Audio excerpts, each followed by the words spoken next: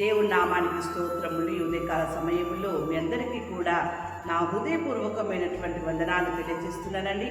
ఈ దినము దేవుడు మీతో మాట్లాడుతున్నటువంటి మాట ఏంటంటే, పాపులలో చేరక ప్రత్యేకంగా ఉండమంటూ ఉన్నాడు. పాపులలో చేరక నీవు ప్రత్యేకంగా ఉన్నావా?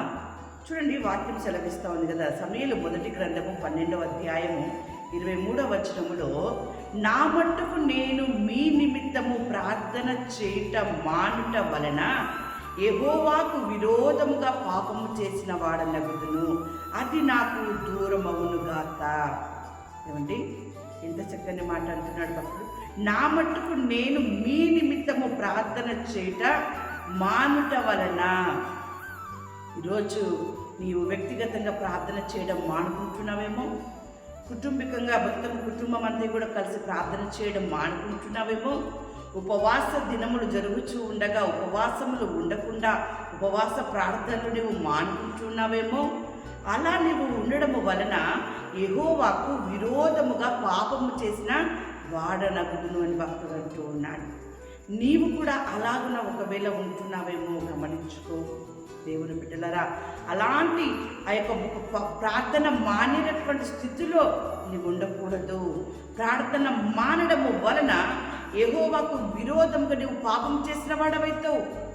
అందుకే దేవుని వాక్యం సెలవిస్తూ ఉంది ఉదయకాల సమయంలో, పాపులలో చేరక ప్రత్యేకముగా ఉండాలని కోరుకుంటున్నాడు ఆయన. ప్రార్థన చేసే గుంపులోనే ఉండాలి, ప్రార్థన చేయని గుంపులో కాదు. దేవుని బిడ్డలారా, వాక్యం సెలవిస్తూ ఉంది కదా. కాబట్టి మేలైనది చేయనెరిగియు అలాగూ చెయ్యని వాడికి పాపము కలుగును అని చెప్పేసాను. అందుకనే ఆ యొక్క ఆకాను యెహోషువతో అంటున్నాడు, ఇశ్రాయేలీయుల దేవుడైన యెహోవాకు విరోధముగా నేను పాపము చేసినది నిజము. తన పాపమును చేసినటువంటి పాపముని తాను ఒప్పుకుంటూ ఉన్నాడు. పాపమును కప్పుకోవడం లేదు, అది నిజమే, నేను పాపం చేస్తే నిజము అని చెప్పేసి ఆకాను యెహోషువతో మాట్లాడుతూ ఉన్నాడు. దేవుని బిడ్డలారా, అదేవిధంగా నేను పాపము చేసి తినని దావీదు నాతానుతో అనగా, నాతాను దావీదుతో చక్కని మాట అంటున్నాడు, నీవు చావకుండునట్లు యెహోవా నీ పాపమును పరిహరించెను. దేవుని బిడ్డలారా, ఆకాను పాపము చేశాను అని ఒప్పుకుంటున్నాడు, దావీదు పాపము చేశాను అని ఒప్పుకుంటున్నాడు. భక్తుడు అంటున్నాడు, నేను ప్రార్థన చేయకుండా మానుట వలన యెహోవాకు విరోధముగా పాపము చేసిన వాడు నవ్వుతున్నా అంటున్నాడు. ఈ ముగ్గురు వ్యక్తులు దేవుడి ముందు పెట్టాడు ఈ మూడు మాటల్ని. ఈరోజు నువ్వు ఎలా ఉన్నావో అలాంటి స్థితిలో నుండి ప్రత్యేకంగా ఉండమని దేవుడు కోరుకుంటూ ఉన్నాడు. ప్రార్థన చేసేటటువంటి వారిగా నీవు ఉండాలి, ప్రార్థన చేసే కుటుంబంగా నీ కుటుంబం ఉండాలి అని చెప్పేసి ఈరోజు దేవుడు నీతో మాట్లాడుతూ ఉన్నాడు. చూడండి, యోబు గ్రంథము 36వ అధ్యాయం 10వ వచనంలో వాక్యం ఈ రీతిగా ఉంది, ఉపదేశము వినుటకే వారి చెవిని తెరవజేయును, పాపం విడిచి రండని ఆజ్ఞయించును. ఉదయకాల సమయంలో దేవుడు ఆజ్ఞయిస్తూ ఉన్నాడు, పాపం విడిచి రండని ఆజ్ఞయిస్తూ ఉన్నాడు. ఏంటంటే, ప్రార్థన మానడమే పాపము కదా. ఆ ప్రార్థన మానేటటువంటి స్థితిని విడిచి దేవుని మాటకి లోబడి మీరు ప్రార్థన చేయడం ప్రారంభించండి. మీ కుటుంబంలో, మీ వ్యక్తిగత జీవితంలో అద్భుతమైన కార్యము మీరు చూస్తారు.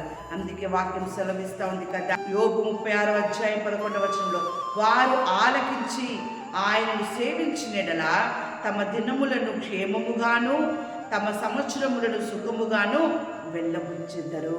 ఎంత అద్భుతమైనటువంటి మాట! దేవుడు మీకు వినిపించినటువంటి ఈ యొక్క మాటల్ని మీరు వినుటకు మీ చెవులను తెరవజేయండి. ఆయన ఆజ్ఞయిస్తూ ఉన్నాడు, పాపమును విడిచి రండని ఆజ్ఞయిస్తూ ఉన్నాడు. అలాంటి స్థితిలో దేవుని మాటకి లోబడి మీరు వచ్చినప్పుడు యోబు గ్రంథం 36వ అధ్యాయం 11వ వచనంలో అద్భుతంగా ఈ ఉదయకాల సమయంలో మాట్లాడుతున్నాడు దేవుడు. వారు ఆలకించి ఆయనను సేవించినలా తమ దినములను క్షేమముగాను తమ సంవత్సరములను సుఖముగాను వెళ్ళబుచ్చెదరు. దేవుని బిడ్డలారా, ఈ సంవత్సరం సుఖముగా వెళ్ళబుచ్చేటటువంటి అద్భుతమైన కార్యాన్ని దేవుడు మీ జీవితంలో నీ కుటుంబంలో చేయబోతూ ఉన్నాడు. ఈ యొక్క దినములన్నీ కూడా మీ దినములు, మీ బ్రతుకు దినములన్నీ కూడా క్షేమముగా ఉండేటటువంటి స్థితిని మీకు, మీ కుటుంబానికి ఇవ్వబోతూ ఉన్నాడు. ఆ రీతిగా మీరు పాపులలో చేరక ప్రత్యేకంగా ఉండండి. ప్రార్థన చేయని వారిలో ఉండకుండా ప్రార్థన విజ్ఞాపనలు చేసేటటువంటి వారి గుంపులో మీరు, మీ కుటుంబము ఉన్నట్లయితే మీరే మీ కుటుంబం యొక్క సమూహముగా మీరు ఆయనకు ప్రార్థన చేసినట్లయితే ఆయన ఈ దినమున మిమ్మల్ని మీ కుటుంబాన్ని సుఖజీవముతో గడిపేటటువంటి దినములు సంవత్సరములు ఆయన మీకు అనుగ్రహించునుగాక.